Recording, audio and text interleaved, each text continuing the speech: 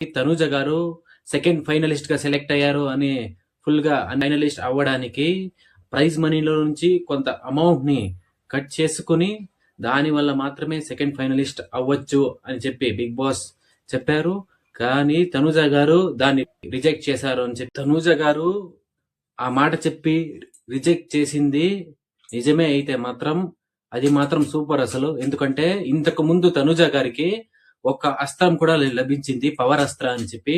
దాన్ని ఎవరి కోసం కూడా వాడకుండా తన ఫేవరెట్స్ వాళ్ళు ఎవరైనా ఉంటే కానివ్వండి, తన ఫేవరెట్స్ కోసం కానివ్వండి, ఎవరి కోసం వాడకుండా జెన్యున్ గా పబ్లిక్ ఓటింగ్ ప్రకారంగానే అందరూ బయటికి వెళ్ళాలి, అందరూ కూడా పబ్లిక్ ఓటింగ్ ప్రకారంగానే బిగ్ బాస్ లో ఉండాలి అని చెప్పి తను భావించి ఆ పవర్ అస్త్రాన్ని కూడా వాడలేదు. అప్పుడు కూడా నాకు తనుజ చాలా అంటే చాలా బాగా నచ్చింది.